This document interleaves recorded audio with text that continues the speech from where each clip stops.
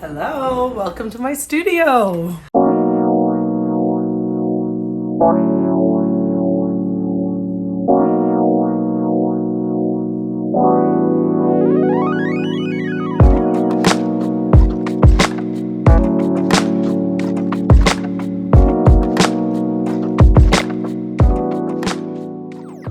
Hi friends, welcome back to my channel. My name is Fiona and I'm a full-time artist.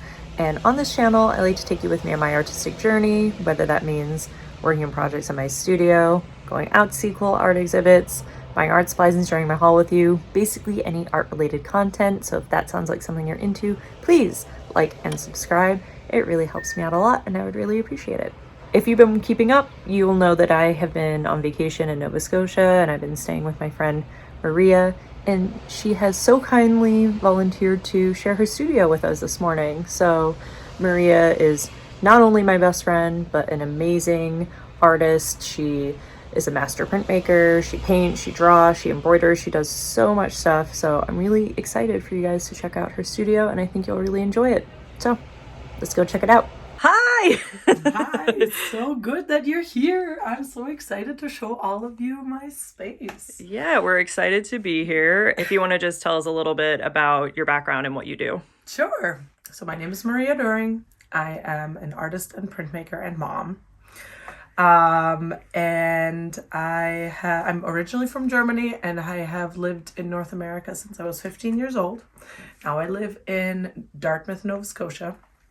And that's where we are right now in my studio in Dartmouth. I'm a printmaker, an artist. I'm interdisciplinary, so I play with a lot of different materials, mixed media. I do drawings, I do paintings, I do installation art. I make large relief prints. I do lithos. I embroider into drawings. I embroider into my prints. So the work is very fluid, and I make a lot of different things. Yeah. And so I'll be showing some of that somewhere around here, and also a link in the description so you can look at Maria's website and see more of her work as well as her social media. So please follow her, like her, support the artists.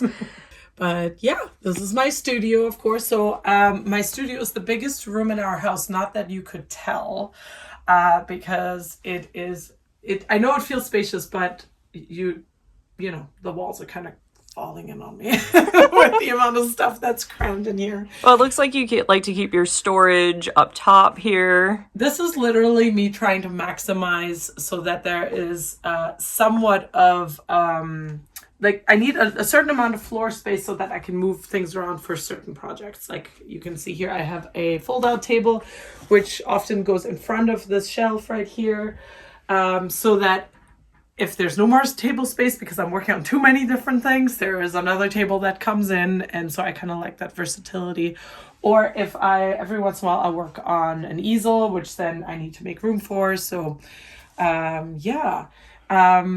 there's always a lot of things that need to be stored and it just keeps on coming somehow. And so I utilize all the way to the ceiling where I attached a book, like just a shelf, and then used framing wire and eye hooks to make this like harness up there to hold all these tubes with older work.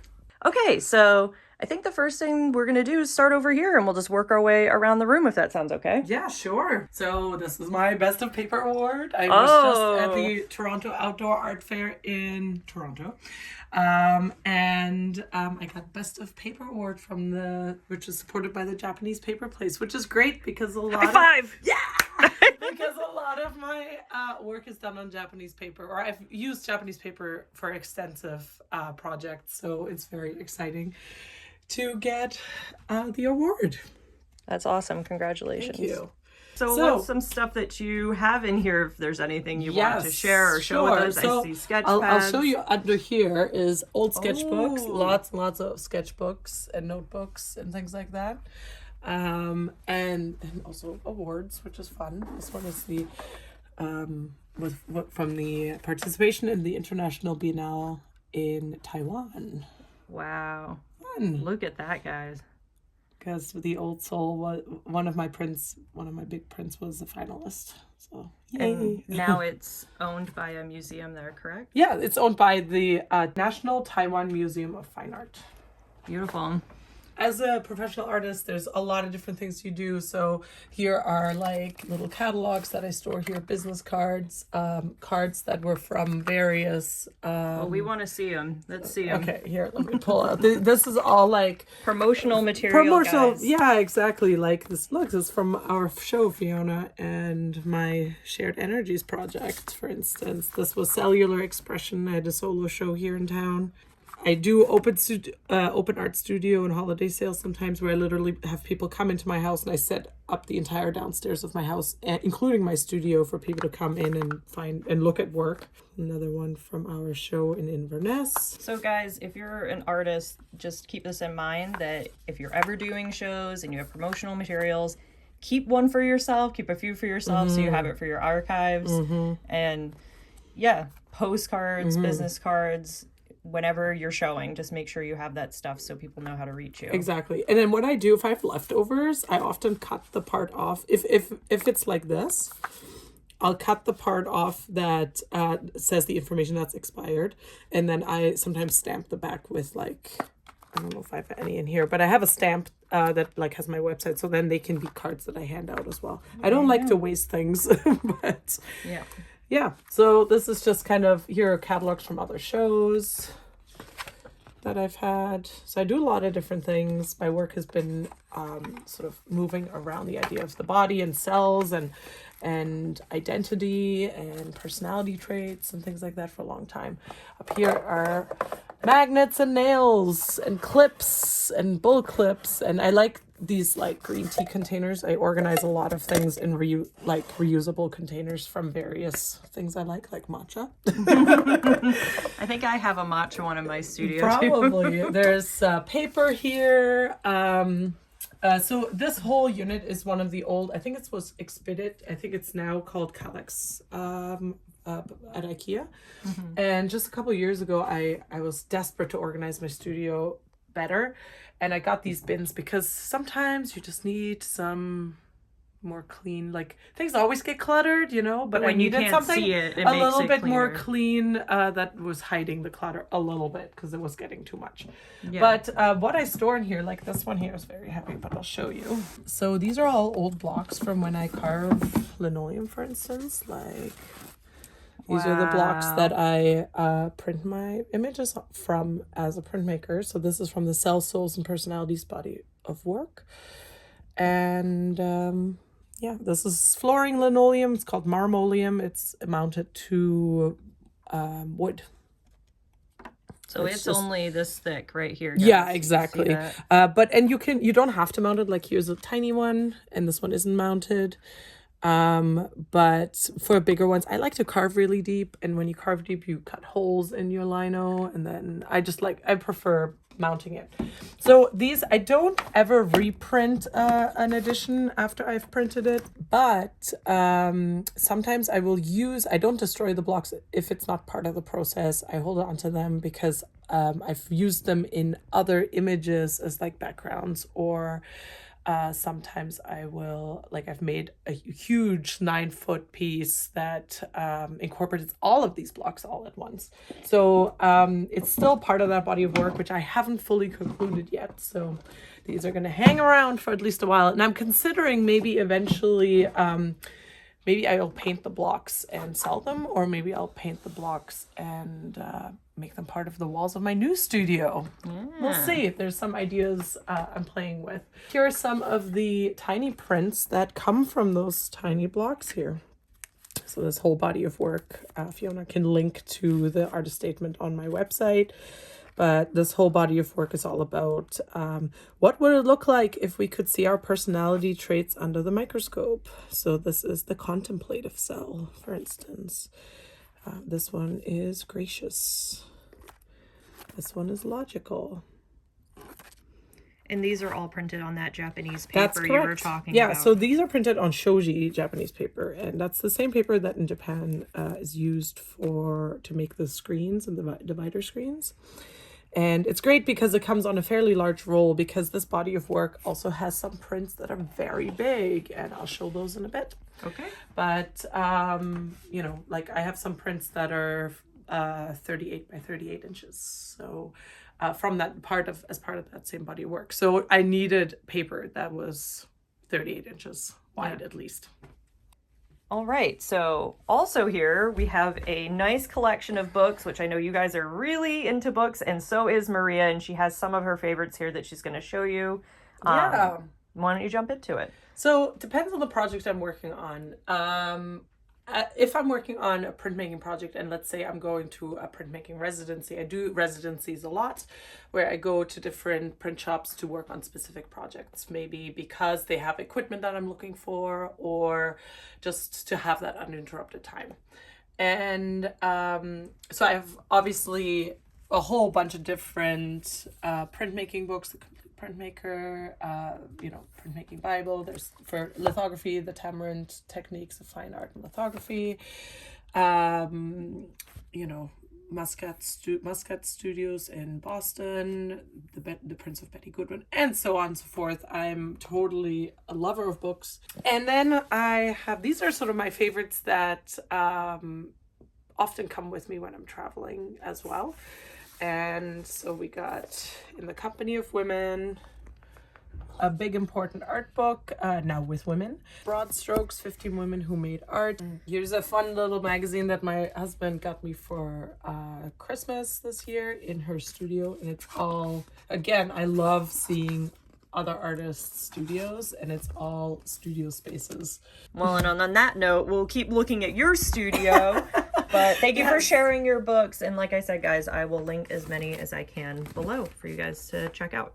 All right, so let's move on to this corner in this area. But actually, let's talk about your drawers here first. Sure. Because people love to know what's inside. I try really hard to be organized so that when I'm working on all these different things, when I'm in the moment, I know exactly where to find things.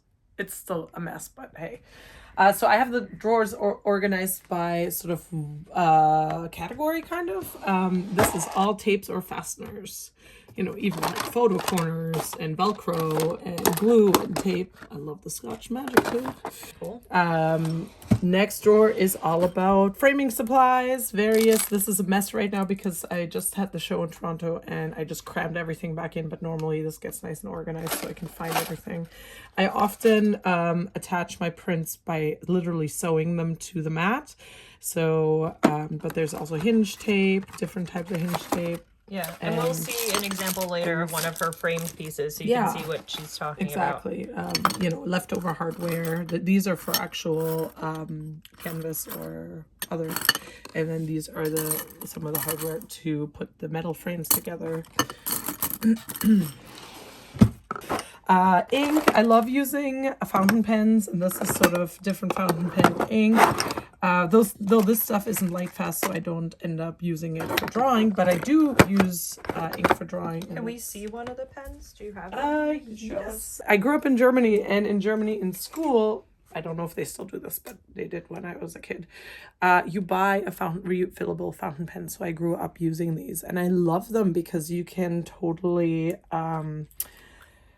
Hold on, this one is brand new. Actually, I haven't used this one yet. So I have my family go to Germany and buy me these super cheap, like, child fountain pens. Because they're like, I don't know, maybe 20 euros or less. These are the refillable cartridges. So you can pull ink into these, any kind of ink. I like to use, like, Noodler's. Noodler's has some very nice, light, fast ink. And then it's you can do a lot of drawing before the nib wears out. And then just keep refilling it and you have like no garbage, which is great. I try as much as I can to have sort of a more sustainable practice. And yeah. Some of this is also again. Hold up. What was that golden box? Oh, sorry. Rembrandt soft pastels. I think you gave these to me at some point. That's why you're trying to breeze over No. it. I'm looking at this golden one too. Oh yeah, this is still from art school. What's funny is I would probably use these now, and I probably gave them to you when I wasn't. Yeah. Oh this yeah, is still that's the good leftovers stuff from right there. art school. I haven't used these in years. At the moment, most of my work is ink and not something that smudges. So Look at the packaging, guys. This thing probably doesn't even exist anymore. probably not. Anyway, moving on. So some of I also teach a lot of workshops, and some of the workshops I teach are Monotype, which is a really fun printmaking technique where you just create one of a kind. And with Monotype, we always go through a lot of rags and Q-tips. So I have a whole drawer full of different Q-tips. This is also workshop stuff. This is some old crappy inks, some more printmaking supplies. These are for kids workshops. I don't teach kids workshops very often, but sometimes we do stuffy printing where you press the stuffed animal like into an inky plate, and then yeah. Anyways, it's That's funny. so cute. Okay, so when I go to art fairs or do sales of my work, because I'm a printmaker, I always have multiples of everything, and I have some of it packaged easy to be sold. So it'll have tag with price on the back. This is a screen print. So you guys remember me working on my drawing rack. Unless you're new here. If you're new here, welcome. But if you've been watching my channel, you'll see that I work on stuff for that. And this is Maria's version of that. This is her print rack. And so you can see how she says her stuff all packaged, ready to go. Yeah, and it's to protect the work, but also be able to put it on display and people be able to sleeve through it. So you can see like the Japanese paper is super delicate. So it's good to back it with some Foam core. Foam core. Exactly. And of course, artist information on the back. It's actually really important when you're selling your pieces, include a little business card so people can remember to contact you and how to get to you, because I know for me, my signature's on my pieces, but it's pretty illegible. Yeah, well, all of my prints are signed, but some of them are signed on the back, and so if it's either framed, way, yeah. Exactly. And in either way, even on the frames, I'll put 3 out of 5. Yeah. So she doesn't do great big editions. No. You usually do pretty limited runs of your prints. I could do great big editions, but Yeah. I would get bored. Yeah. So I like making a lot of blocks. I love carving. And so I'll carve a bunch of blocks, and then I'll go through the whole editioning and printing process on either at a residency, or if it's here at my studio, I can show you. This is my little printing press. Oh, yeah. It's my little baby. And so a lot of these sort of smaller blocks, here's the block to the print we just saw. So blocks always will print reversed because it's kind of like this. Right. And on these, I spot inked. So I use different size rollers, and I'll put one color on it. Then I clean out the area very carefully where I don't want that color to go, and roll with a different size roller on it. And then I print it just in one go, especially on the Japanese paper. If I can avoid to print more than one color layer at a time on the Japanese paper, I always do that because it's just, I find it very difficult to work with. And I just get better outcome that way. But I do have multi-layered prints as well. So sometimes I'll teach workshops in here, and I'll actually set up a table over there, and I'll move the press over there, and then we're like in the dining room and in here. But when it's just me, you know, I just clear the space around it, and I print on this little guy. And then I'll ink over here. I'll ink up the block over here. I have my inks and cleaning supplies and lots of rags, which are a variety of fat textiles from the house that are getting repurposed, and then I wash them later, depending on the ink I'm using. And then over here are my carving tools. So I have a vast variety of tools because I teach workshops. I like, and also classes at NSCAD, I like showing students the kind of tools I use. Palm handle set, they're all gouges, they're all different wood carving tools, I should say. Even though I'm carving linoleum, I always use wood carving tools. Sometimes I use detail carving tools, like for these tiny blocks here. This one here, that's the smallest U-gouge, so it's really tiny. It's great for doing these little details. But I also, a couple of years ago, got a flex cut knife, and they're lovely. This set as well, but the flex cut tools are made in the US. And what's nice about the flex cut tools, you have different handles, and you can just pop in different blades that you want to work with and just carve away. And then this is for honing your tools. So you use honing compound on it, and then you go and you can very carefully hone them. And then so these tiny prints were basically, they all came about from scrap pieces of linoleum. I don't like to waste anything, so I made, out of those scrap pieces, I made these tiny prints. And then I had more scrap pieces recently that were actually mounted. So I'm working on carving up a whole new set of tiny cells for the cells, souls, and personalities work. And this time they're mounted. That's fine though. So some people will be like, oh, it's like stamping. It's kind of similar, except that I will always place my block and then ink it up and then put my paper on top and then either rub or run it through the printing press. So it's not, even though these look like a stamp, you know, they're not soft enough to be used like a stamp. And I often will place paper on there and I'll rub it like this, or you could even use the back of this. Some people will use a Baron, so you can again put pressure on it like this. I actually years ago decided that all my oversized blocks, the really large ones, are all hand printed because I was wasting so much paper on the press. There was so many things that you run into. These are some of the largest ones I've carved. Hold on, I need to switch to a wide angle lens. So these are some of, this was from my thesis show actually in grad school, and they're still stored here. I think when I built my studio, where our garage is currently, I'm gonna inlay these in the wall. So I tried printing these on a press. I actually had access to a press that had a 9-foot press bed. Except I ran into so many problems. I could not get good results. So I ended up, you know, for the sake of the price of paper, I ended up hand printing them with kitchen soup spoons. Wow. Okay, now we're going to bounce back to this corner and look at some stuff Maria has. So do you want to take us through it? Yeah, sure.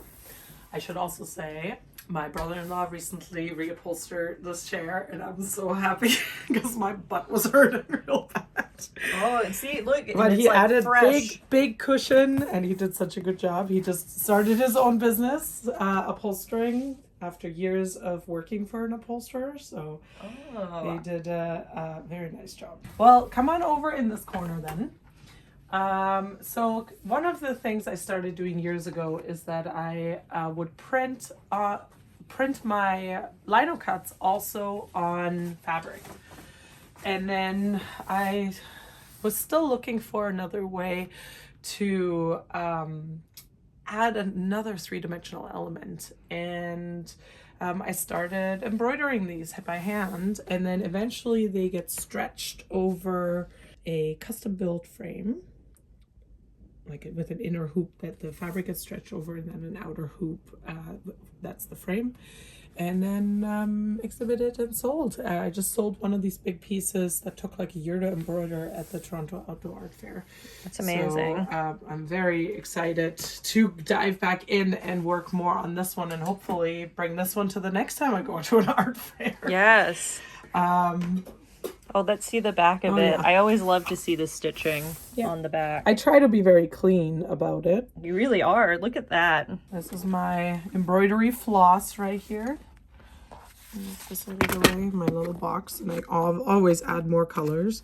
And I try, as much as I can, I try to track what colors I use on something as well, in case I run out of floss and lose the little tag that tells me which number it is when you go to the fabric store. That way I can always buy more. This embroidery floss always is made up of 6 strands, and when I embroider, I will divide it into smaller sections. So for instance, sometimes I only use 2 strands or 3 or only 1 for really tiny stitches. And that way I'm able to vary the look of the stitches. So I can show you this piece. This is another thing that I've been recently working on and playing with embroidering. So I worked with ink, Dr. P.H. Martin's ink, straight on paper, and then hand embroider. So these tiny stitches in here were all done with just a single strand of floss. So cute.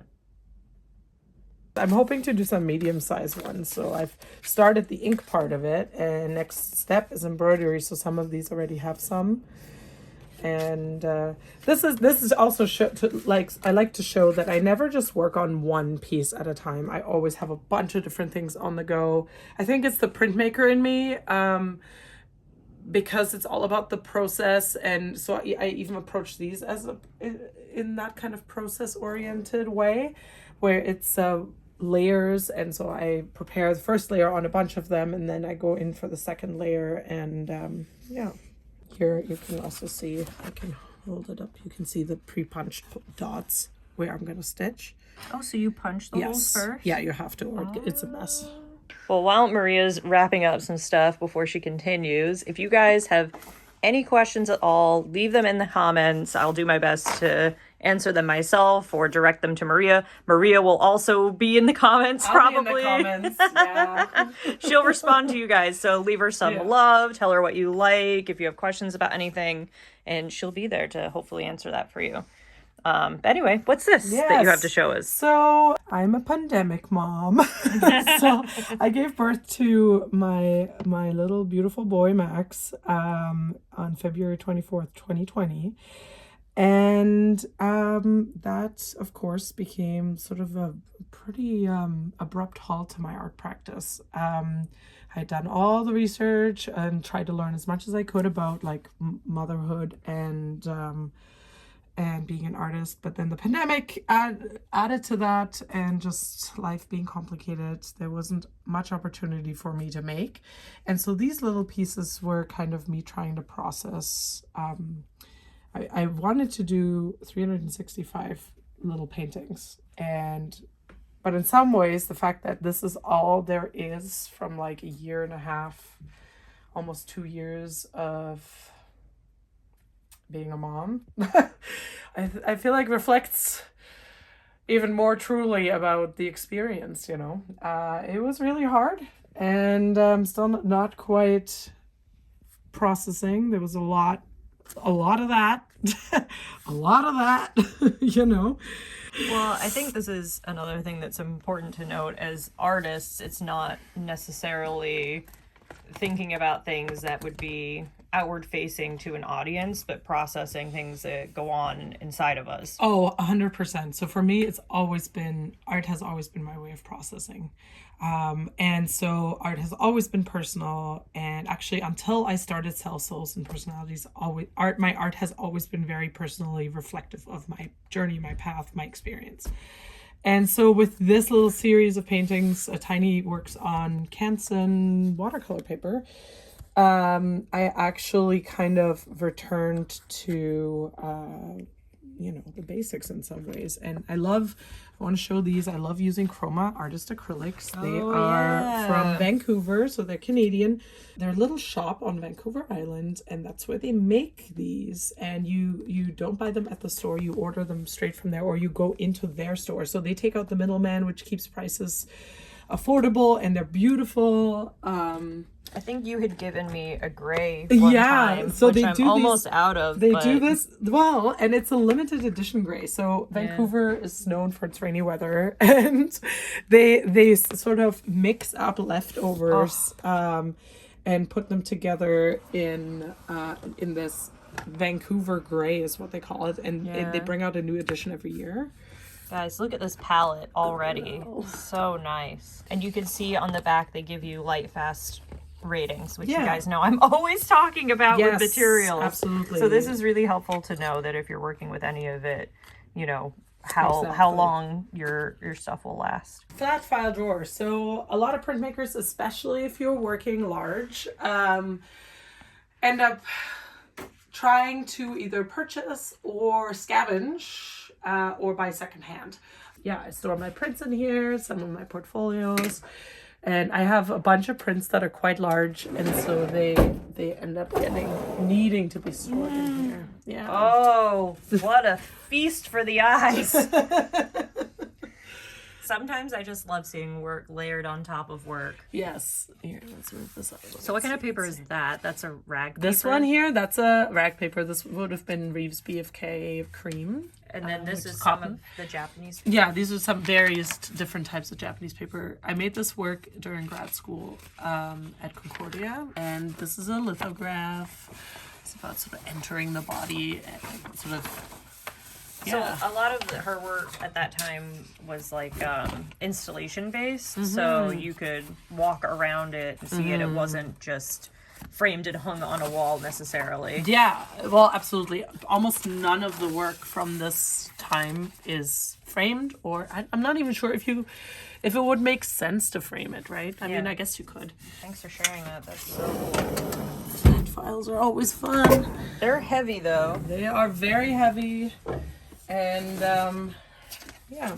So I know you've seen a lot of different work so far, and I very much started as somebody who only made work about people and portraiture and so on.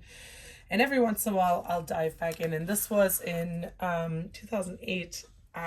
The man I was dating at the time, this was his aunt, and her name was Ruth, and yeah, I sent him, he traveled to Chad to visit his family, and I sent him there with some black and white film, and he took some photos, so it was kind of a collaboration. He took photos of his family, and then I developed them and picked and chose which photos of those would make good references for lithographs. So this is Ruth, and it's a litho.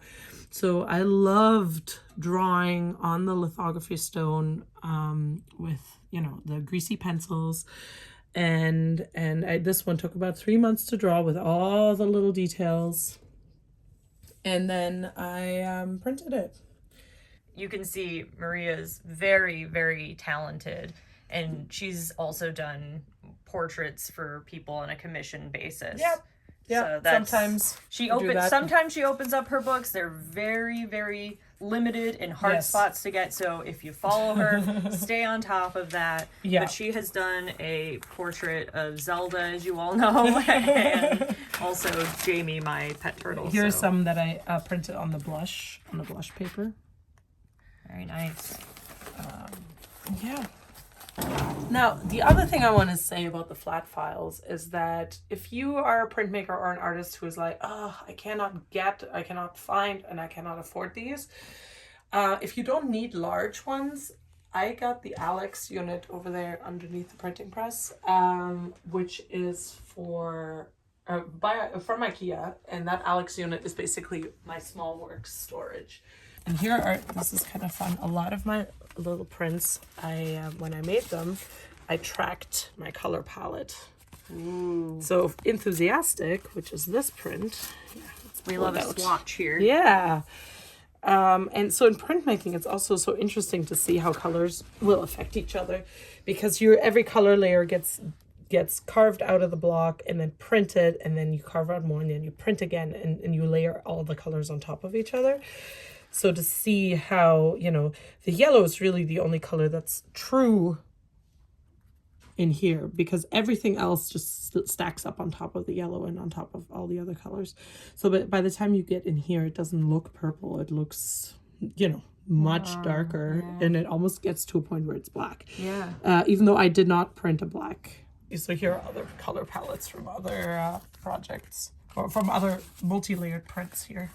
And this one here was interesting because the Free Thinking Cell and Tenacity were actually the same block, but I split the edition, and I printed half of them with this color palette and the other half with this color palette, and it created a completely different image. Wow. So that's kind of fun to see that. When I'm printing at home, I use Akua Inks, even though a lot of printmakers don't like them, and they're sort of in the process of changing. But what's most important is that they're a safer option to use at home. And because I'm sensitive, and also because I have a child at home, I don't want to bring the smellier and more toxic chemicals into my house if I can prevent it. Makes sense. But when I'm working in a studio that isn't my house, like in a print shop, Then I usually use Hanko inks, which are lithography inks, but there I would have proper ventilation, and it's easier. It's just easier to work that way. Cool. Yeah. All right. Let's clean this up and then move on to the other side of the room. There's been so much goodness already. Right. So in the pen, you might have already noticed these large pieces, and I wanted to show you kind of where that came from. Because a lot of my work, I've always a lot of projects on the go at once, as you might have noticed.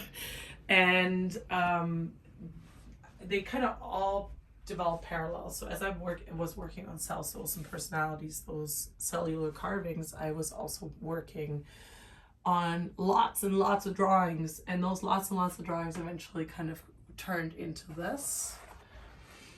These big pieces, but there's also literally hundreds of smaller works, and I'm not going to show you all of them, but I want to kind of show you some earlier and then some later work. Here is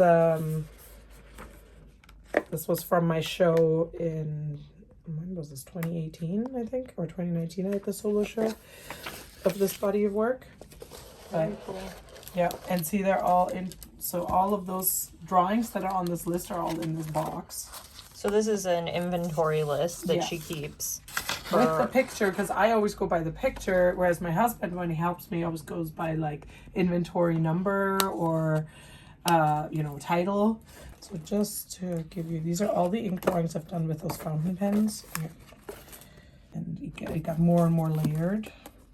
Keep everything interleaved so nothing rubs off in the back of another drawing. And that's just printer paper. Special. Yeah. Well, I depending what I have around. This one here, a lot of it is printer paper. Sometimes I have glassine for prints. I often use glassine, or interleafing paper is what it's called. It's just a pH neutral paper, so you don't have to worry about the acidity messing with it. Right. So, it won't make anything turn yellow. Yeah, exactly. Or disintegrate. Last thing you want is your art disintegrate. Yeah. So these are ink drawings. Mm-hmm. So they're kind of a mix of a few different inks, but here at this point I would have started using the Dr. P.H. Martin inks, which are like the Bombay inks. Yep. I use those a lot now. I know you use them as well. Maria's the one that actually introduced them to me. So I was working on a project before I left my studio, which you guys will see probably hanging in the background if I haven't posted that video yet. But it is kind of reminiscent of this look. So it's kind of the feel that you can get from working with these inks. Very saturated, and they kind of bleed into one another. If anyone wants to adopt any of these, please let me know. I can send you a catalog. Yep. Because it is nice that I have the storage, but it's also kind of sad that they're just sitting in storage. Yeah. Waiting for the next time they can get exhibited, Here's my travel portfolio. And I'll show you, because Fiona was earlier talking about having somewhere to put this. I like sticking these cards from like solo shows and things like that in the front. What a great idea. And this is my portfolio that comes with me everywhere I go, including workshops that I would teach. And I always have it lay out, or I am able to show people a glimpse of like what my work used to be like and then what it developed into. But I'm going to skip to the back for a second here and show you these ones. So these are the drawings with the P.H. Martin. That's right, yeah. Yes. And that's sort of what that whole body of work led towards, right? Very much like it all speaks to itself. It's still the same ideas percolating for me. Yeah. Just trying to play around in different materials. Yeah, the most recent iteration of this body of work is moving into that. Exactly. Though I mean, some of these big ones here, which I have hung on my lovely little laundry rack. Yes. Because I don't know where else to store them, so I can easily look at them. Oh, I didn't even realize there were that many here. Yes. So this one here is finished, and this one here I believe is finished. And then these were ones that I actually did in the last couple of years whenever there was an opportunity. Now, of course, this was sort of post Max's birth. Yeah. It doesn't feel finished to me yet because I haven't been able to finish all the details, but maybe that's just how it's going to have to be. I don't know. Yeah. Now, you also might like to see, if you haven't already, my little collection of random bits and bobs up there. That shelf is actually There's some rocks from when we were in Inverness during our residency. There's scraps of paper. There's acrylic ink scrape. I don't know. There's something fascinating to me about sort of the sheer volume of these bits and bobs. And again, I feel like one day I'm gonna use them in something that I just haven't gotten to yet. Of course, we have to feature Fiona's work right there. And that piece is what Fiona got me many, many moons ago. It's true. Yeah. That's the Fiona shelf right there. Exactly. And my roll of newsprint here, and then underneath got just sort of an ongoing thing of bits that are important to me. So the big tables in here, maybe I should talk briefly about that. Obviously, I store random bits and bobs underneath the tables. This is like your workspace, essentially. Of course, yeah. So actually these three, it's now full of stuff over here. The tabletop that I put on top of my flat files is usually where I cut paper, or I do some of my smaller pieces of painting. And you were able to actually extend your tabletop here by just putting a big piece. And you know, these are the extensions that we use for shared energies. When we're doing our big drawings. When we're doing our big drawings, we always buy that particle board, and then it ends up here. So I just use it as a tabletop for different things. It's great. I have a bigger one like here. It's taped together, and I put it out on my dining room table as a big table extension when I have to work with like really large prints that I'm pulling out and organizing. But this still looks lovely. Yeah, so this is my drawing table. I do most of my carving on here. I do most of my drawing on here with my sitting on my stool. You have a little cart for your art supplies that you can pull around.